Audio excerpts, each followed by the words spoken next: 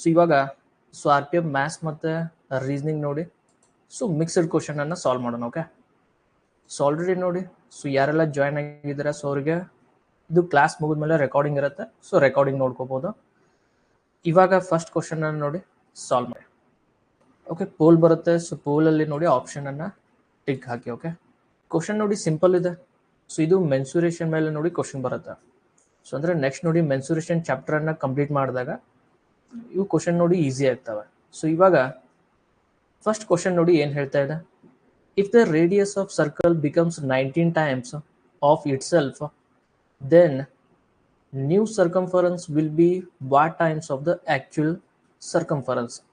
So ಅಂದ್ರೆ ವೃತ್ತದ ತ್ರಿಜ್ಯವನ್ನು ನೋಡಿ ಸ್ವತಃ 19 ಪಟ್ಟು ಆಗಿದ್ದರೆ ಹೊಸ ಸುತ್ತಳತೆಯು ನಿಜವಾದ ಸುತ್ತಳತೆ ಎಷ್ಟು ಸಮಯವಾಗಿರುತ್ತದೆ ಅಂದ್ರೆ ನೋಡಿ ಎಷ್ಟು ಪಟ್ಟು ಆಗಿರುತ್ತದೆ ಅಂತ ಬರಬೇಕಿತ್ತು. ಸೊ ಎಷ್ಟು ಇಲ್ಲಿ ಲಾಸ್ಟಲ್ಲಿ ನೋಡಿ, ಸೊ ಎಷ್ಟು ಪಟ್ಟು ಆಗಿರುತ್ತದೆ ಅಂದ್ರೆ ಎಷ್ಟು ಜಾಸ್ತಿ ಆಗಿರುತ್ತದೆ ಅನ್ನೋದು ಕ್ವಶನ್. ಅಂದ್ರೆ ನಾವು ಈ ಕ್ವಶನ್ ನೋಡಿ ಸಾಲ್ವ್ ಮಾಡ್ಬೇಕಂತಂದ್ರೆ, ಸೊ ಇವಾಗ ಈ ಕ್ವಶನ್ ನೋಡಿ ಸಾಲ್ವ್ ಮಾಡ್ಬೇಕಂತ ನೋಡಿ ಫಸ್ಟ್ ನಮ್ಗೆ ಏನ್ ಬೇಕು, ಫಾರ್ಮುಲಾಸ್ ಬೇಕಾಗತ್ತ. ಸೊ ಅಂದ್ರೆ ನೆಕ್ಸ್ಟ್ ನೋಡಿ ಇವಾಗ ನೆಕ್ಸ್ಟ್ ಟಾಪಿಕ್ ವೈಸ್ ಚಾಪ್ಟರ್ ನೋಡಿ ಸ್ಟಾರ್ಟ್ ಆದಾಗ ಸೊ ಅವಾಗ ನಿಮ್ಗೆ ಕಂಪ್ಲೀಟ್ ಆಗಿ ಯಾವುದೆಲ್ಲ ಫಾರ್ಮುಲಾ ಇಂಪಾರ್ಟೆಂಟ್ ಅನ್ನೋದನ್ನ ನೋಡಿ ಡಿಸ್ಕಸ್ ಮಾಡೋಣ. ಸೊ ಇದು ಮೆನ್ಸುರೇಷನ್ ಅಥವಾ ಕ್ಷೇತ್ರಗಣಿತದ ಮೇಲೆ ಕ್ವಶನ್ ಬರುತ್ತೆ. ನೆಕ್ಸ್ಟ್ ನೋಡಿ ಇಲ್ಲಿ ನಮ್ಗೆ ಏನಿದೆ ಸುತ್ತಳತೆ ಅಥವಾ ನೋಡಿ ಸರ್ಕಂಫರೆನ್ಸ್ ಫಾರ್ಮುಲಾ ಏನಾಗುತ್ತೆ 2πr. ಇಲ್ಲಿ 2 ಮತ್ತೆ 5 ನೋಡಿ ಎರಡು ಕಾನ್ಸ್ಟೆಂಟ್ ಅಂದ್ರೆ ಫಿಕ್ಸ್ ವ್ಯಾಲ್ಯೂ. ಆರ್ ನೋಡಿ ಅಷ್ಟೇ ಚೇಂಜ್ ಆಗುತ್ತೆ. ಅಂದ್ರೆ ಫಸ್ಟ್ ಏನ್ ಹೇಳಿದಾರೆ ಇವಾಗ 2π ಅನ್ನ ತೆಗೆದು ಬಿಡೋಣ. ಅಂದ್ರೆ ನೋಡಿ ಆರ್ ಅಷ್ಟೇ ಉಳಿತು. ಫಸ್ಟ್ ಆರ್ ವ್ಯಾಲ್ಯೂ ಏನಾಗುತ್ತೆ, ಆರ್ ವ್ಯಾಲ್ಯೂ ನೋಡಿ 1 ಇರುತ್ತೆ. ಸೊ ಅಂದ್ರೆ 1 ಅಂತ ನಾವೇ ಅನ್ಕೋಬೇಕು. ಆರ್ ವ್ಯಾಲ್ಯೂ 1 ಅಂದ್ರೆ ನೋಡಿ ಇವಾಗ ಸರ್ಕಂಫರೆನ್ಸ್ ಅಥವಾ ನೋಡಿ ಸುತ್ತಳತೆ ಎಷ್ಟಾಗುತ್ತೆ 2πr = 2π ಅನ್ನ ನೋಡಿ ನಾವು ತೆಗೆದು ಬಿಟ್ರೆ ಸರ್ಕಂಫರೆನ್ಸ್ ನೋಡಿ ಜಸ್ಟ್ ಆರ್ ಆಯ್ತು.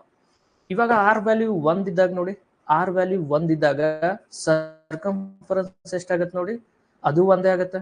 ನೆಕ್ಸ್ಟ್ ನೋಡಿ ಇವಾಗ ಆರ್ ವ್ಯಾಲ್ಯೂ ನೋಡಿ 19 ಪಟ್ಟು ಜಾಸ್ತಿ ಆಗಿದೆ ಅಂತಂದ್ರೆ ಆರ್ ವ್ಯಾಲ್ಯೂ ನೋಡಿ ಏನಾಯ್ತು ಇವಾಗ 19 ಆಯ್ತು. ಅಂದ್ರೆ ಸರ್ಕಂಫರೆನ್ಸ್ ಎಷ್ಟಾಗತ್ತೆ, ಸರ್ಕಂಫರೆನ್ಸ್ ಅಂದ್ರೆ ನೋಡಿ ಆರ್ ವ್ಯಾಲ್ಯೂ ಎಷ್ಟಿರುತ್ತೆ ಅಷ್ಟೇ. ಅಂದ್ರೆ ಇವಾಗ ಇದು 19 ಆಯ್ತು. ಅಂದ್ರೆ ಇವಾಗ ಸರ್ಕಂಫರೆನ್ಸ್ ಅಥವಾ ನೋಡಿ ಸುತ್ತಳತೆ ಎಷ್ಟು ಜಾಸ್ತಿ ಆಗಿದೆ, 1 ಇದ್ದಿದ್ದು 19 ಆಗಿದೆ ಅಂತ ನೋಡಿ 19 ಪಟ್ಟು ಜಾಸ್ತಿ ಆಗಿದೆ. ಆಪ್ಷನ್ ಬಿ ಅಲ್ಲಿ ಇದೆ ನೋಡಿ, ಆಪ್ಷನ್ ಬಿ ಅನ್ನೋದು ಫೈನಲ್ ಆನ್ಸರ್ ಆಗುತ್ತೆ. ಸೊ ಆಪ್ಷನ್ ಬಿ ನೋಡಿ ಫೈನಲ್ ಆನ್ಸರ್ ಆಗುತ್ತೆ. ಸೊ ಮಂಡೆಯಿಂದ ನೋಡಿ ಚಾಪ್ಟರ್ ವೈಸ್ ಕ್ಲಾಸ್ ಅನ್ನ ನೋಡಿ ಸ್ಟಾರ್ಟ್ ಮಾಡೋಣ. ಸೊ ಅಲ್ಲಿವರೆಗೆ ಯಾವ ರೀತಿ ಕ್ವಶನ್ಸ್ ಬರ್ತಾವ ಅನ್ನೋದನ್ನ ನೋಡಿ ಡಿಸ್ಕಸ್ ಮಾಡೋಣ. Okay, so next question number 42 ನೋಡಿ, ಈ ಕ್ವಶನ್ ಅನ್ನ ಸಾಲ್ವ್ ಮಾಡಿ. ಓಕೆ, ಕ್ವಶನ್ ನೋಡಿ ಏನ್ ಹೇಳ್ತಾ ಇದೆ, on selling an item for 440 rupees, loss is 60% of the profit received on selling the same item in 1000 rupees. Know the purchase price of that item. So ಅಂದ್ರೆ question ಏನ್ ಹೇಳ್ತಾ ಇದೆ, ಒಂದು ವಸ್ತುವನ್ನು ನೋಡಿ 440 ರೂಪಾಯಿಗೆ ಮಾರಿದಾಗ ಅದೇ ವಸ್ತುವನ್ನು 1000 ರೂಪಾಯಿಗಳಲ್ಲಿ ಮಾರಿದಾಗ ಪಡೆದ ಲಾಭದ 60% ನಷ್ಟು ನಷ್ಟವಾಗಿದೆ. ಆ ವಸ್ತುವಿನ ಖರೀದಿ ಬೆಲೆ ಎಷ್ಟು ಗೊತ್ತು? ಸೊ ಅಂದ್ರೆ ಇವಾಗ ಅದನ್ನ ರೂಪಾಯಿಗಳಲ್ಲಿ ನೋಡಿ ನಾವು ಹೇಳ್ಬೇಕು. ಸೊ ಈ ಕ್ವಶನ್ ನೋಡಿ ಸ್ವಲ್ಪ ಡಿಫ್ರೆಂಟ್ ಆಗಿದೆ. ಸೊ ಅಂದ್ರೆ ಇದನ್ನ ಆಪ್ಷನ್ ಥ್ರೂ ನೋಡಿ ಸಾಲ್ವ್ ಮಾಡಿದ್ರೆ ಈಸಿ ಆಗುತ್ತೆ. ಅಂದ್ರೆ ನಾವು ಫಸ್ಟ್ ಆಪ್ಷನ್ ಅನ್ನ ತಗೊಳ್ಳೋಣ. ಫಸ್ಟ್ ಆಪ್ಷನ್ ನೋಡಿ 650 ಇದೆ. ಅಂದ್ರೆ 650 ರೂಪಾಯಿ ಅದ್ರ ಬೆಲೆ ಅಂತ ಅನ್ಕೊಳ್ಳೋಣ. ಇವಾಗ ನೋಡಿ ಅದನ್ನ 1000 ರೂಪಾಯಿಗೆ ಮಾರಿದ್ವಿ ಅಂತ ಅನ್ಕೊಳ್ಳಿ. ಅಂದ್ರೆ 1000 ರೂಪಾಯಿಗೆ ಮಾರಿದ್ರೆ ನೋಡಿ ಎಷ್ಟು ಲಾಭ ಆಯ್ತು, ಇಲ್ಲಿ 350 ರೂಪಾಯಿ ಲಾಭ ಆಯ್ತು. ಅಂದ್ರೆ ಇವಾಗ ಈ 350 ರೂಪಾಯಿ ಲಾಭ ನೋಡಿ ಅವ್ರು ನೆಕ್ಸ್ಟ್ ಏನ್ ಹೇಳಿದ್ದಾರೆ, ಲಾಭ ಎಷ್ಟಾಗತ್ತೆ ನೋಡಿ ಅದರಲ್ಲಿ 60% ಅನ್ನ ನೋಡಿ ತಗೋಬೇಕು. ಅಷ್ಟು 60% ಅಷ್ಟು ನೋಡಿ ಅವ್ರಿಗೆ ನಷ್ಟ ಆಗಿದೆ ಅಂತ ಅರ್ಥ. 100% ಅಂತಂದ್ರೆ ನೋಡಿ 350. ನೆಕ್ಸ್ಟ್ ನೋಡಿ 60% ಅಂದ್ರೆ ನೋಡಿ ಇದು ಎಷ್ಟಾಗತ್ತೆ. ಓಕೆ, ಸೊ ಇವಾಗ ನೋಡಿ 10 ಕ್ಯಾನ್ಸಲ್. ನೆಕ್ಸ್ಟ್ ಇನ್ನೊಂದು ಜೀರೋ ಕ್ಯಾನ್ಸಲ್. 1 × 35 ಅಂತಂದ್ರೆ ನೋಡಿ 35. ಅದೇ ರೀತಿ 6 × 35 ಅಂತಂದ್ರೆ ನೋಡಿ ಎಷ್ಟಾಗತ್ತೆ, 6 5 30, 6 3 18 ಪ್ಲಸ್ 3 ಅಂದ್ರೆ ನೋಡಿ 20 ಅಂತ. ಸೊ ಅಂದ್ರೆ 210 ರೂಪಾಯಿ ನೋಡಿ ಲಾಸ್ ಆಗಿದೆ. ಇವಾಗ 650ರಲ್ಲಿ ನೋಡಿ 210 ಕಳೆದ್ರೆ ಸೊ ಎಷ್ಟಾಗುತ್ತೆ 440. ಸೊ ಅವ್ರು ಕೇಳಿದ ವ್ಯಾಲ್ಯೂನ ಬಂತು. ಆಪ್ಷನ್ ಏನೇ ನೋಡಿ ಕರೆಕ್ಟ್ ಆಗುತ್ತೆ. ಅಂದ್ರೆ ಕ್ವಶನ್ ನೋಡಿ ಇದು ಸ್ವಲ್ಪ ಟ್ವಿಸ್ಟ್ ಇದೆ. ಸೊ ಆಪ್ಷನ್ ಥ್ರೂ ನೋಡಿ ಈಸಿ ಆಗುತ್ತೆ. ಕ್ವಶನ್ ಏನ್ ಹೇಳ್ತಾ ಇದೆ, ಫಸ್ಟ್ ಒಂದು ಇವಾಗ ನೋಡಿ ನಾವು ಆಪ್ಷನ್ ಅನ್ನ ಆಲ್ರೆಡಿ ನೋಡಿ ಆನ್ಸರ್ ಬಂದು 650 ರೂಪಾಯಿ, ಅಂದ್ರೆ ಅದ್ರ ಬೆಲೆ ನೋಡಿ 650 ರೂಪಾಯಿ ಇದೆ ಫಸ್ಟ್. ಇವಾಗ ಅದನ್ನ 1000 ರೂಪಾಯಿಗೆ ಮಾರಿದ್ರೆ ನೋಡಿ 350 ರೂಪಾಯಿ ಲಾಭ ಆಯ್ತು. ಆ 350 ರೂಪಾಯಲ್ಲಿ 60% ತಗೋಬೇಕು. 60% ಅಂದ್ರೆ ನೋಡಿ 710 ರೂಪಾಯಿ ಆಯ್ತು. ಅಂದ್ರೆ 650 ಇದ್ದಿದ್ದು 710 ಲಾಸಿಗೆ ಅವರು ಮಾರಿದ್ರೆ 440ಕ್ಕೆ ಮಾರ್ದಂಗೆ ಆಗುತ್ತೆ. ಸೊ ಅದ್ರ ಆಪ್ಷನ್ ಏನ್ ನೋಡಿ ಮ್ಯಾಚ್ ಆಗುತ್ತೆ. ಆಪ್ಷನ್ ಏನೇ ನೋಡಿ ಕರೆಕ್ಟ್ ಆನ್ಸರ್. ನೆಕ್ಸ್ಟ್ ಕ್ವಶನ್ ನೋಡಿ, ಈ ಕ್ವಶನ್ ಏನಾಗುತ್ತೆ, ಕೆಲವೊಂದು ಕ್ವಶನ್ ನೋಡಿ ಇಲ್ಲಿ ಸೊ ಅಂದ್ರೆ ಸಾಲ್ವ್ ಮಾಡೋ ಅವಶ್ಯಕತೆ ಇಲ್ಲ. ಕೆಲವೊಂದು ಕ್ವಶನ್ ಅನ್ನ ನೋಡಿ ಸ್ವಲ್ಪ ಟ್ವಿಸ್ಟ್ ಇರ್ತಾವ. ಇವಾಗ ಈ ಕ್ವಶನ್ ನೋಡಿ ಏನಾಗುತ್ತೆ. ಸೊ ಈ ಕ್ವಶನ್ ನೋಡಿ LCM ಮತ್ತೆ HCF ಮೇಲೆ ಕ್ವಶನ್ ಇದೆ, ಅಂದ್ರೆ ಲಸ ಮಸ. ಸೊ ಲಸ ಮಸ ನೋಡಿ ಬೇಸಿಕ್ ಇಂದ ಕಲಿಬೇಕು. ಸೊ ಇಲ್ಲಿ ಟೈಪ್ಸ್ ಬರ್ತವೆ, ಆ ಟೈಪ್ಸ್ ಅನ್ನ ನೋಡಿ.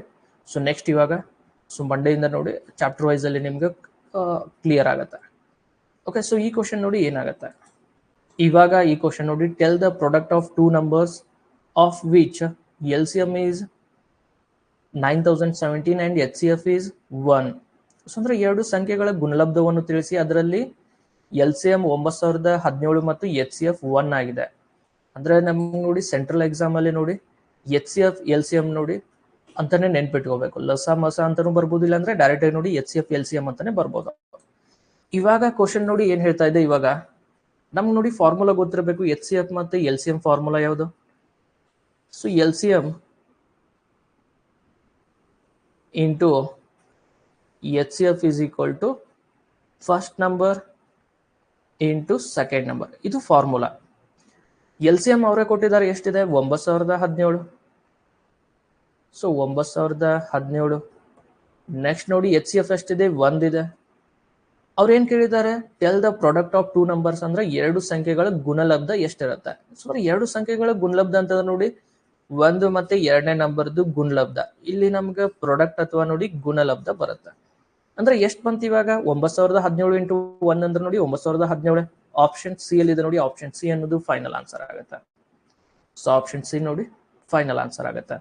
ಸೊ ಅಂದ್ರೆ ಇಲ್ಲಿ ಇನ್ ಕೇಸ್ ನೋಡಿ ಇವಾಗ ಇನ್ನೊಂದು ನಂಬರ್ ಅನ್ನ ಕೊಟ್ಟಿದ್ರೆ, ಸೊ ಆಗ ಇನ್ನೊಂದು 2ನೇ ನಂಬರ್ ಅನ್ನ ನೋಡಿ ಕಂಡು ಹಿಡ್ಲಿಕ್ಕೆ ಕೇಳ್ತಾರೆ. ಇದು ಫಾರ್ಮುಲಾ ವೆರಿ ಇಂಪಾರ್ಟೆಂಟ್. ಫಾರ್ಮುಲಾ ನೆನ್ಪಿಟ್ಕೋಬೇಕು. LCM into HCF is equal to first number into second number. ಅಂದ್ರೆ ಲಸ ಇಂಟು ಮಸ ಇಸ್ ಈಕ್ವಲ್ ಟು ಮೊದಲನೇ ನಂಬರ್ ಮತ್ತೆ ಇಂಟು 2ನೇ ನಂಬರ್. ನೆಕ್ಸ್ಟ್ ಕ್ವಶನ್ ನೋಡಿ, ಈ ಕ್ವಶನ್ ಏನಾಗುತ್ತೆ. ಓಕೆ, ಕ್ವಶನ್ ನೋಡಿ, ಈ ಕ್ವಶನ್ ನೋಡಿ ನಿಮ್ಗೆ SSC GD ಅಲ್ಲೂ ನೋಡಿ ಈ ಕ್ವಶನ್ ಬಂದಿದೆ. ಸೊ ಇಲ್ಲಿ ನೋಡಿ ಕ್ವಶನ್ ರಿಪೀಟ್ ಆಗ್ತಾ ಇದೆ. ಕ್ವಶನ್ ಏನ್ ಹೇಳ್ತಾ ಇದೆ ನೋಡಿ, in the mixture of 84 litres the ratio of milk and water is 3:4. Next, if this ratio is changed to 3:5, then tell the amount of excess water in mixed in the mixture. So ಅಂದ್ರೆ 84 litre ಮಿಶ್ರಣದಲ್ಲಿ ನೋಡಿ ಹಾಲು ಮತ್ತು ನೀರಿನ ಅನುಪಾತ 3:4 ಆಗಿದೆ. ಈ ಅನುಪಾತವನ್ನು 3:5ಕ್ಕೆ ಬದಲಾಯಿಸಿದರೆ ಮಿಶ್ರಣದಲ್ಲಿ ಬೆರೆಸಿದ ಹೆಚ್ಚುವರಿ ನೀರಿನ ಪ್ರಮಾಣವನ್ನು ತಿಳಿಸಿ. ಸೊ ಕ್ವಶನ್ ನೋಡಿ, ಸೊ ಇದು repeat question. So in case ನೋಡಿ ಆನ್ಸರ್ ಅನ್ನ ನೆನ್ಪಿಟ್ಕೊಂಡಿದ್ರೆ ಡೈರೆಕ್ಟ್ ಆಗಿ ಆನ್ಸರ್ ಅನ್ನ ಮಾಡ್ಬೋದು. ಸೊ ಈ ಕ್ವಶನ್ ನೋಡಿ ರಿಪೀಟ್ ಆಗುತ್ತೆ. ಇವಾಗ ಫಸ್ಟ್ ನೋಡಿ ಮಿಲ್ಕ್ ಮತ್ತೆ ವಾಟರ್ ಅನ್ನ ತಗೊಳ್ಳೋಣ. Okay, so milk and water. So ಇದ್ರ ರೇಷಿಯೋ ನೋಡಿ ಎಷ್ಟಿದೆ. ಸೊ ಫಸ್ಟ್ 3:4 ಇತ್ತು. ಸೊ ಹಾಲು ಮತ್ತೆ ನೀರಿನ ಅನುಪಾತ ನೋಡಿ ಎಷ್ಟಿದೆ 3:4. ಅಂದ್ರೆ ಇವಾಗ ಟೋಟಲ್ ರೇಷಿಯೋ ನೋಡಿ ಇದು 3:4 ಇದೆ. ಟೋಟಲ್ ಎಷ್ಟಾಗುತ್ತೆ 7 ರೇಷಿಯೋನ. ಸೊ ಅಂದ್ರೆ ಇವಾಗ 7 ರೇಷಿಯೋಗ್ ನೋಡಿ ಎಷ್ಟಾಯ್ತು, 3 + 4 ಅಂದ್ರೆ 7. 7 ರೇಷಿಯೋಗ್ ನೋಡಿ 84. ಸೊ ಅಂದ್ರೆ 7 ಎಷ್ಟಲೇ ಹೋಗುತ್ತಿದ್ದು 7 ಒಂದ್ಲೆ, ನೆಕ್ಸ್ಟ್ 1 ಉಳಿತು 7, 2 14. ಅಂದ್ರೆ ನೋಡಿ ಇವಾಗ 12 ಬಂತು. 2 ನಂಬರ್ಗೆ ನೋಡಿ 12ರಿಂದ ಗುಣಿಸ್ಬೇಕು. ಸೊ ಅಂದ್ರೆ ಇವಾಗ ಹಾಲು ಮತ್ತೆ ನೀರಿನ ರೇಷಿಯೋ ಎಷ್ಟಾಗುತ್ತೆ ನೋಡಿ 12 3 36, ನೆಕ್ಸ್ಟ್ 12 4 48. ಸೊ ಅಂದ್ರೆ ಇವಾಗ ಅದು 36 ಮತ್ತೆ 48 ಇತ್ತು. ಆದ್ರೆ ನೆಕ್ಸ್ಟ್ ಕ್ವಶನ್ ಅಲ್ಲಿ ಏನ್ ಹೇಳಿದಾರೆ ಅವರು, ಆ ರೇಷಿಯೋ ನೋಡಿ 3 4 ಇದ್ದಿದ್ದು 3 4 ಇದ್ದಿದ್ದು ನೋಡಿ ಇವಾಗ ನೆಕ್ಸ್ಟ್ ಏನಾಗಿದೆ 3 5 ಆಗಿದೆ ಹೌದಾ. ಸೊ 3 4 ಇದ್ದಿದ್ದು ರೇಷಿಯೋ ಏನಾಗಿದೆ ಇವಾಗ 3 5 ಆಗಿದೆ ಅಂತಂದ್ರೆ ಜಸ್ಟ್ ನೋಡಿ ಇಲ್ಲಿ 4ರಿಂದ 5 ನೋಡಿ ಒಂದಷ್ಟೇ ಚೇಂಜ್ ಆಗಿದೆ.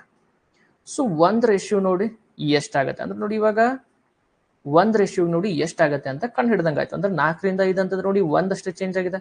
1 ರೇಷಿಯೋಗೆ ಎಷ್ಟು 7 ನೋಡಿ 84 ಆಗತ್ತೆ.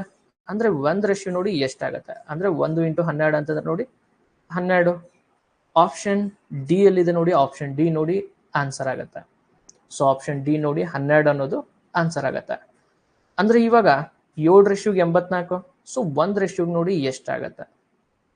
ಇದನ್ನ ನಾವು ಕಂಪ್ಲೀಟ್ ಆಗಿ ಸಾಲ್ವ್ ಮಾಡಿದ್ರೆ ನೋಡಿ ಇವಾಗ ಹಾಲ್ 36 ಲೀಟ್ರು, ವಾಟರ್ ನೋಡಿ 48. ಇವಾಗ ನೆಕ್ಸ್ಟ್ ಏನಾಗುತ್ತೆ, ಇವಾಗ ಹಾಲ್ ನೋಡಿ 36 ಇದ್ದಿದ್ದು 36 ಇರತ್ತೆ. ಆದ್ರೆ ವಾಟರ್ ನೋಡಿ ಅದು 12 ಲೀಟರ್ ಜಾಸ್ತಿ ಆಗಿ ನೋಡಿ ಎಷ್ಟಾಗತ್ತೆ 60 ಆಗತ್ತೆ. ಅಂದ್ರೆ ಎಷ್ಟು ಜಾಸ್ತಿ ಆಯ್ತು ಇವಾಗ ಇದು 12 ಲೀಟರ್ ಜಾಸ್ತಿ ಆಗಿದೆ. ಅಂದ್ರೆ ಇವಾಗ ನೀವು ಕಡ್ತಾ ಹೊಡೆದ್ರೆ ನೋಡಿ 12 3 36, 12 5 60, 3:5. ನೆಕ್ಸ್ಟ್ 12 3 36, 12 4 48. ಸೊ ಅಂದ್ರೆ ಫಸ್ಟ್ ನೋಡಿ ಇಲ್ಲಿ ಡೈರೆಕ್ಟ್ ಕ್ವಶನ್ 3:4 ತಗೋಬೇಕು. ಕೂಡ್ಸಿದ್ರೆ 7 ಆಯ್ತು. 7ಕ್ಕೆ 84. ನೆಕ್ಸ್ಟ್ ನೋಡಿ ಅದು 3:5 ಆಗಿದೆ. ಸೊ ಅಂದ್ರೆ ಡೈರೆಕ್ಟ್ ಆಗಿ ನೋಡಿ ನಾವು ಸಾಲ್ವ್ ಮಾಡಿದ್ರೆ ಈ ಕ್ವಶನ್ ಅನ್ನ ಫಸ್ಟ್ ನೋಡಿ 3:4 ಇತ್ತು. ಅದಾದ್ಮೇಲೆ 3:5 ಆಗಿದೆ.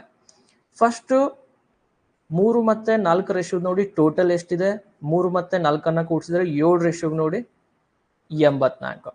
ಇವಾಗ ಎಷ್ಟು ಜಾಸ್ತಿ ಆಗಿದೆ, ಇದು ಒಂದಷ್ಟು ಜಾಸ್ತಿ ಆಗಿದೆ ಅಂದ್ರೆ ನೋಡಿ ಒಂದ್ ಕಡೆ ಸೇಮ್ ಇದೆ.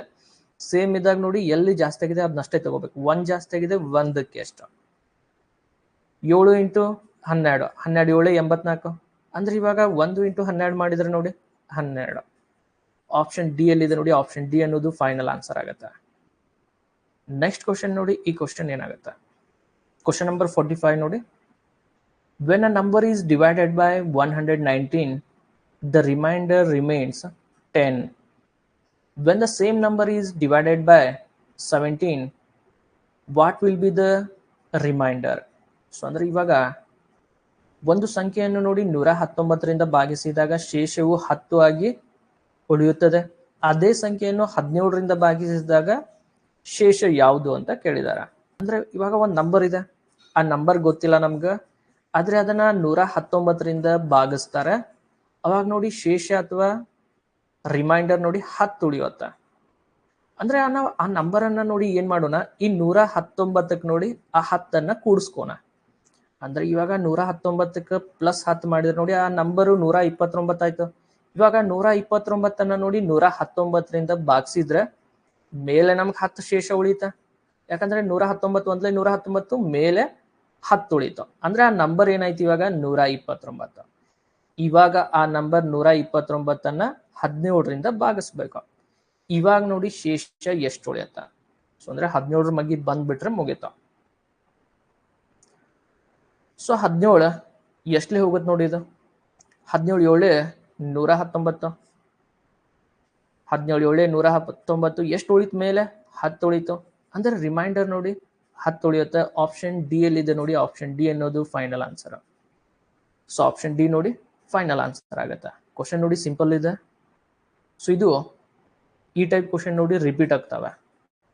ಸೊ ಈ ಕ್ವಶನ್ ನೋಡಿ SSC GDಗೆ ರಿಪೀಟ್ ಇದೆ ಈ ಕ್ವಶನ್. ಸೊ ಇವಾಗ ನೋಡಿ ಇನ್ನು ಯಾರೆಲ್ಲ ಕ್ಲಾಸ್ ಅನ್ನ ಜಾಯ್ನ್ ಆಗಿಲ್ಲ ನೋಡಿ, ಸೊ ಇನ್ನು ನೋಡಿ ಆಫರ್ ಇದೆ. ಸೊ ಆಲ್ರೆಡಿ ನೋಡಿ ಇವಾಗ 50 ಮೆಂಬರ್ಸ್ ಆಲ್ರೆಡಿ ಜಾಯ್ನ್ ಆಗಿದ್ದಾರೆ. ಇನ್ನು 50 ಮೆಂಬರ್ಸ್ಗೆ ನೋಡಿ ನಾವು ಸೊ ಡಿಸ್ಕೌಂಟ್ ಅನ್ನ ಕೊಡ್ತಾ ಇದ್ದೇವೆ. ಸೊ ಇನ್ನು 50 ಮೆಂಬರ್ಸ್ ಅಷ್ಟೇ ನೋಡಿ ವ್ಯಾಲಿಡ್ ಇರುತ್ತೆ. ಸೊ ಇಂಟ್ರೆಸ್ಟ್ ಇದ್ದವ್ರು ನೋಡಿ ಜಾಯ್ನ್ ಆಗ್ಬೋದು. ಓಕೆ, ಸೊ ಆಲ್ರೆಡಿ ನೋಡಿ ಇವಾಗ ಸೊ ಯಾವ ರೀತಿ ಕ್ವಶನ್ಸ್ ಬರ್ತಾವ ಅನ್ನೋದನ್ನ ನೋಡಿ ಇವಾಗ ನಾವು ಡಿಸ್ಕಸ್ ಮಾಡಿದ್ದೇವೆ. ಇವಾಗ ನೆಕ್ಸ್ಟ್ ವೀಕ್ ಇಂದ ನೋಡಿ ನಿಮ್ಗೆ ಬೇಸಿಕ್ ಇಂದ ನೋಡಿ ಕ್ಲಾಸಸ್ ಸ್ಟಾರ್ಟ್ ಆಗುತ್ತೆ. ಸೊ ಆಲ್ರೆಡಿ ನೋಡಿ ಇವಾಗ ಬೇಸಿಕ್ಸ್ ಕ್ಲಾಸಸ್ ನೋಡಿ ಆಲ್ರೆಡಿ 8 ವಿಡಿಯೋಸ್ ನೋಡಿ ಅಪ್ಲೋಡ್ ಇದಾವೆ. ಅದನ್ನ ಒಂದ್ಸರಿ ಕಂಪ್ಲೀಟ್ ಮಾಡ್ಕೊಳ್ಳಿ. ನೆಕ್ಸ್ಟ್ ಇವಾಗ ಮತ್ತೆ ಫಸ್ಟ್ ಇಂದ ಸ್ಟಾರ್ಟ್ ಆಗುತ್ತೆ, ಅವಾಗ ನಿಮ್ಗೆ ಈಸಿ ಆಗುತ್ತೆ. ಸೊ ಮತ್ತೆ ನೀವು ಪೂರಾ ಹೊಸದ ಅನ್ನೋಕ್ಕಿಂತ ನೋಡಿ ಒಂದ್ಸಲ ರಿವಿಷನ್ ಅನ್ನ ಮಾಡಿದ್ರೆ ಈಸಿ ಆಗುತ್ತೆ. ಮ್ಯಾಥ್ಸ್ ನೋಡಿ ಸ್ವಲ್ಪ ಡಿಫಿಕಲ್ಟ್ ಇರುತ್ತೆ. ನೀವು ಬೇರೆ ಇದನ್ನ ಇವಾಗ ರೀಸನಿಂಗ್ ನೋಡಿ ಎಲ್ಲರೂ ಸಾಲ್ವ್ ಮಾಡ್ತಾರೆ. ನೀವು ರೀಸನಿಂಗ್ ಸಾಲ್ವ್ ಮಾಡಿದ್ರೆ ನೋಡಿ ಫೈನಲ್ ಮೆರಿಟಿಗೆ ಹೋಗೋದಿಲ್ಲ. ಸೊ ಮ್ಯಾಥ್ಸ್ ಎಷ್ಟು ಕ್ವಶನ್ ನೋಡಿ ಅಟೆಂಡ್ ಮಾಡ್ತೀರಾ ಅದ್ರ ಮೇಲೆ ಫೈನಲ್ ಮೆರಿಟ್ ಇರುತ್ತೆ. ಫೈನಲ್ ಮೆರಿಟ್ಗೆ ನೀವು ಬರ್ಬೇಕಂದ್ರೆ ನೋಡಿ ಕ್ವಶನ್ಸ್ ಅನ್ನ ಮ್ಯಾಥ್ಸ್ ಕ್ವಶನ್ ಅನ್ನು ನೋಡಿ ಜಾಸ್ತಿ ಸಾಲ್ವ್ ಮಾಡಬೇಕು. ಯಾರೆಲ್ಲ ನೋಡಿ ಇವಾಗ ಇದು ಮುಗಿದ್ಮೇಲೆ ನೆಕ್ಸ್ಟ್ SSC ಕಾಲ್ಫಾರ್ಮ್ ಆಗುತ್ತೆ. ಸೊ SSC ನೋಡಿ ಆಲ್ಮೋಸ್ಟ್ RPF ಪ್ಯಾಟರ್ನ್ ಇದೆ. ಅಂದ್ರೆ ಇಲ್ಲಿ RPF ಅಲ್ಲಿ ನೋಡಿ ಸ್ವಲ್ಪ ಒಂದಿಷ್ಟು ಟಾಪಿಕ್ಸ್ ನೋಡಿ ಎಕ್ಸ್ಟ್ರಾ ಇದಾವೆ. ಆದರೆ SSC ಅಲ್ಲಿ ನೋಡಿ ಒಂದಿಷ್ಟು ಟಾಪಿಕ್ಸ್ ಕಡಿಮೆ ಆಗ್ತವೆ. ಯಾಕಂದ್ರೆ ನೋಡಿ ಅಲ್ಲಿ ಜಸ್ಟ್ 20 ಕ್ವಶನ್ಸ್ ಇರ್ತವೆ. ಸೊ ಮ್ಯಾಥ್ಸ್ 20, ರೀಸನಿಂಗ್ 20 ಇರುತ್ತೆ. ಆದರೆ RPF ಅಲ್ಲಿ ನೋಡಿ 35 ಕ್ವಶನ್ಸ್ ಇದಾವೆ. ಸೊ ಅಂದ್ರೆ ಇಲ್ಲಿ ಟಾಪಿಕ್ಸ್ ಜಾಸ್ತಿ, ಕ್ವಶನ್ಸ್ ನೋಡಿ ಜಾಸ್ತಿ ಆಗ್ತವೆ. ಕ್ವಶನ್ಸ್ ಜಾಸ್ತಿ ಇರೋದ್ರಿಂದ ನೋಡಿ ಕ್ವಶನ್ಸ್ ಡಿಫಿಕಲ್ಟಿ ಲೆವೆಲ್ ನೋಡಿ ಈಸಿ ಇದೆ. ಅಂದ್ರೆ ಕಂಪೇರ್ ನಾವು SSC GDಗೆ ಕಂಪೇರ್ ಮಾಡಿದ್ರೆ ನೋಡಿ ಇಲ್ಲಿ ಕ್ವಶನ್ಸ್ ಈಸಿ ಇರ್ತವೆ. ಕ್ವಶನ್ಸ್ ಅನ್ನ ಈಸಿಯಾಗಿ ಸಾಲ್ವ್ ಮಾಡ್ಕೋಬಹುದು. ಅಂದ್ರೆ ಇವಾಗ ನಾವು 35 ಕ್ವಶನ್ಸ್ ಅನ್ನ ತಗೊಂಡ್ರೆ, ಸೊ ಅಂದ್ರೆ ಮ್ಯಾಥ್ಸ್ 35 ಕ್ವಶನ್ಸ್ ಅನ್ನ ನೀವು ತಗೊಂಡ್ರೆ ಅದರಲ್ಲಿ ನೋಡಿ ನಿಮ್ಗೆ 20 to 25 ಕ್ವಶನ್ಸ್ ನೋಡಿ ಸೊ ವಿದಿನ್ ನೀವು 1 ಮಿನಿಟ್ ಅಥವಾ ನೋಡಿ 30 ಸೆಕೆಂಡ್ ಅಲ್ಲಿ ಸಾಲ್ವ್ ಮಾಡ್ಬೋದು. ರಿಮೈನಿಂಗ್ 10 ಕ್ವಶನ್ಸ್ ಇರ್ತಾವ ನೋಡಿ, ಸೊ ಅವು ಸ್ವಲ್ಪ ಡಿಫಿಕಲ್ಟ್ ಇರ್ತಾವ. ನೀವು ಮ್ಯಾಥ್ಸ್ ಅಲ್ಲಿ ನೋಡಿ ಒಂದು 30 ಕ್ವಶನ್ಸ್ ಅನ್ನ ಏನಾದರೂ ಅಟೆಂಡ್ ಮಾಡಿದ್ರೆ ನೋಡಿ ಫೈನಲ್ ಮೆರಿಟ್ಗೆ ನೋಡಿ ಹೆಲ್ಪ್ ಆಗುತ್ತೆ. ಯಾಕಂದ್ರೆ ರೀಸನಿಂಗ್ ನೋಡಿ ಸ್ಕೋರಿಂಗ್, ರೀಸನಿಂಗ್ ನೀವು 35 ಔಟ್ ಆಫ್ 35 ಮಾಡ್ಬೋದು. GK ಅಲ್ಲಿ ನೋಡಿ ಸ್ವಲ್ಪ ಡಿಫಿಕಲ್ಟ್ ಆಗುತ್ತೆ. ಯಾಕಂದ್ರೆ ನೋಡಿ GK ನೋಡಿ ಸಿಲೆಬಸ್ ಜಾಸ್ತಿ ಇರುತ್ತೆ. ಮ್ಯಾಥ್ಸ್ ರೀಸನಿಂಗ್ ನೋಡಿ ಫಿಕ್ಸ್ ಕ್ವಶನ್ ಇರ್ತಾವೆ, ರಿಪೀಟ್ ಕ್ವಶನ್ ಇರ್ತಾವೆ. ಆದರೆ GK ಅಲ್ಲಿ ನೋಡಿ ಪ್ರತಿ ಟೈಮು ಹೊಸ ಕ್ವಶನ್ಸ್ ಅನ್ನ ಕೇಳ್ತಾರೆ. 50 ಕ್ವಶನ್ ಅಲ್ಲಿ ನೀವು 35 ಕ್ವಶನ್ಸ್ ಅನ್ನ ನೋಡಿ ಕ್ರಾಸ್ ಮಾಡಿದ್ರೆ ಬೆಸ್ಟ್ ಅದ. ಸೊ GK ಅಲ್ಲಿ ನೋಡಿ ನೀವು ಔಟ್ ಆಫ್ 50 ಮಾಡಕ್ ಆಗುದಿಲ್ಲ. ರೀಸನಿಂಗ್ ಆದ್ರೆ ಔಟ್ ಆಫ್ ಔಟ್ ಮಾಡ್ಬೋದು. ಮ್ಯಾಥ್ಸ್ ನೋಡಿ ಔಟ್ ಆಫ್ ಔಟ್ ಮಾಡಕ್ ಆಗುದಿಲ್ಲ. ಸೊ ಯಾರೆಲ್ಲ ನೋಡಿ ಇವಾಗ ಪ್ರಿಪೇರ್ ಆಗ್ತಾ ಇದ್ದಾರೆ ಕ್ವಶನ್ ಪೇಪರ್ ಅನ್ನ ನೋಡಿ ಜಾಸ್ತಿ ರೆಫರ್ ಮಾಡಿ. ಸೊ ಕ್ವಶನ್ ಪೇಪರ್ ಅನ್ನ ನೋಡಿ ಜಾಸ್ತಿ ರೆಫರ್ ಮಾಡಿ. ಇಲ್ಲಿ ಕ್ಲಾಸ್ ಅಲ್ಲಿ ನೋಡಿ ನಿಮ್ಗೆ ಮ್ಯಾಥ್ಸ್ ಮತ್ತೆ ರೀಸನಿಂಗ್ ನೋಡಿ ಕಂಪ್ಲೀಟ್ ಆಗಿ ಚಾಪ್ಟರ್ ವೈಸ್ ಇರುತ್ತೆ. GK ಕ್ಲಾಸ್ ಅನ್ನ ನೋಡಿ ಫ್ರೀ ಕ್ಲಾಸಸ್ ನೋಡಿ ಯೂಟ್ಯೂಬ್ ಅಲ್ಲಿ ಇರುತ್ತೆ. ಅಂದ್ರೆ ಕಂಪ್ಲೀಟ್ ಆಗಿ ನೋಡಿ ಚಾಪ್ಟರ್ ವೈಸ್ GK ಜಾಸ್ತಿ ಬೇಕಾಗುತ್ತೆ ಟೈಮ್. ಸೊ ಇಲ್ಲಿ ನಮ್ದು ಮ್ಯಾಥ್ಸ್ ಮತ್ತೆ ರೀಸನಿಂಗ್ ಅನ್ನ ನೋಡಿ ಟಾರ್ಗೆಟ್ ಮಾಡಿದ್ರಿಂದ ಎಕ್ಸ್ಟ್ರಾ ಕ್ಲಾಸಸ್ GK ಮಾಡಿದ್ರೆ ನೋಡಿ ನಿಮ್ಗೆ ಯೂಟ್ಯೂಬ್ ಅಲ್ಲಿ ಕ್ಲಾಸಸ್ ಇರ್ತಾವೆ. ಇವೆಲ್ಲ ಕ್ಲಾಸಸ್ ನೋಡಿ ಎಲ್ಲ ರೆಕಾರ್ಡಿಂಗ್ ಇರುತ್ತೆ. ನೆಕ್ಸ್ಟ್ ವೀಕ್ ಇಂದ ನೋಡಿ ಕ್ಲಾಸಸ್ ಯಾರೆಲ್ಲ ಜಾಯಿನ್ ಆಗಿರ್ತಾರೆ ನೋಡಿ ಅವ್ರಿಗಷ್ಟೇ ನೋಡಿ ಕ್ಲಾಸಸ್ ಇರ್ತಾವೆ. ಓಕೆ, ಆಲ್ರೆಡಿ ನೋಡಿ ಇವಾಗ ಆ್ಯಪ್ ಅಲ್ಲಿ ನೋಡಿ ನಿಮ್ಗೆ ಕ್ವಶನ್ ಪೇಪರ್ ಅಪ್ಲೋಡ್ ಇದಾವೆ. ಆ್ಯಪ್ ಅಲ್ಲಿ ನೋಡಿ ಕ್ವಶನ್ ಪೇಪರ್ ಅಪ್ಲೋಡ್ ಇದಾವೆ. ನೆಕ್ಸ್ಟ್ ಇವಾಗ ಟೆಕ್ಸ್ಟ್ ಬುಕ್ ಆ್ಯಪ್ ನೋಡಿ ಅಂದ್ರೆ ಸಬ್ಸ್ಕ್ರಿಪ್ಷನ್ ತಗೊಳ್ಳಿ. ಯಾಕಂದ್ರೆ ನೋಡಿ SSCಗೆ ಮತ್ತೆ ನೀವು ಟೆಕ್ಸ್ಟ್ ಬುಕ್ ಆ್ಯಪ್ ಅನ್ನ ನೋಡಿ ಜಾಯಿನ್ ಆಗ್ಬೇಕಾಗತ್ತೆ. ಕನ್ನಡದಲ್ಲಿ ನೋಡಿ ಅಂದ್ರೆ ಎಕ್ಸಾಮ್ ನೋಡಿ ಇವಾಗ ಒಂದೊಂದು ಕನ್ನಡದಲ್ಲಿ ಸಿಗ್ತಾವೆ, ಒಂದೊಂದು ಕನ್ನಡದಲ್ಲಿ ಸಿಗ್ತಾ ಇಲ್ಲ. ನೀವು ಗೂಗಲ್ ಅಲ್ಲಿ ನೋಡಿ ಅವನ್ನ ನೀವೇ ಟ್ರಾನ್ಸ್ಲೇಟ್ ಮಾಡ್ಕೊಂಡು ಪ್ರಿಪೇರ್ ಆಗ್ಬೇಕಾಗತ್ತೆ. ಇವಾಗ ನೋಡಿ ಫಸ್ಟ್ ಟೈಮ್ ನಮ್ಗೆ ಇವಾಗ ಎಕ್ಸಾಮ್ ನೋಡಿ ಎಲ್ಲ ಕನ್ನಡದಲ್ಲೇ ಆಗ್ತಾ ಇರೋದ್ರಿಂದ ಕ್ವಶನ್ಸ್ ನಿಮ್ಗೆ ಕನ್ನಡದಲ್ಲಿ ಸಿಗುವುದಿಲ್ಲ. ನೀವೇ ನೋಡಿ ಪ್ರಿಪೇರ್ ಮಾಡ್ಕೋಬೇಕು.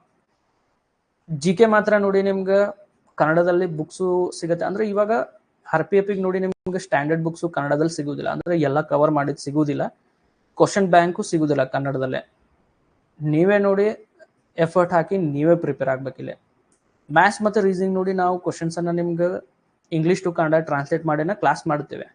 ಆದ್ರೆ ಉಳಿದಿದ್ದನ್ನ ನೋಡಿ GK ಅನ್ನ ನೋಡಿ ಸೊ ನೀವು ಕವರ್ ಮಾಡ್ಕೋಬೇಕಾಗತ್ತೆ. ಓಕೆ, ನೆಕ್ಸ್ಟ್ ಕ್ಲಾಸಲ್ಲಿ ಸಿಗೋಣ. ಓಕೆ, ಬಾಯ್.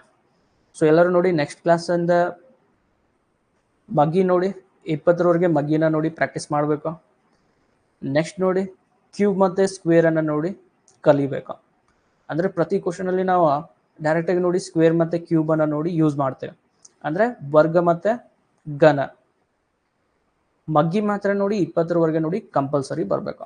ಓಕೆ, ನೆಕ್ಸ್ಟ್ ಕ್ಲಾಸಿಂದ ನೋಡಿ ಎಲ್ಲರೂ ನೋಡಿ ಮಗ್ಗಿ ಮತ್ತು ನೆಕ್ಸ್ಟ್ ಸ್ಕ್ವೇರ್ ಮತ್ತು ಕ್ಯೂಬ್ ನಂಬರ್ಸನ್ನು ಕಲ್ತಿರ್ಬೇಕು. ಅಂದರೆ ಕ್ವಶನ್ಸ್ ನೋಡಿ ಸಾಲ್ವ್ ಮಾಡೋತ್ತಾಗ ಈಸಿ ಆಗುತ್ತೆ.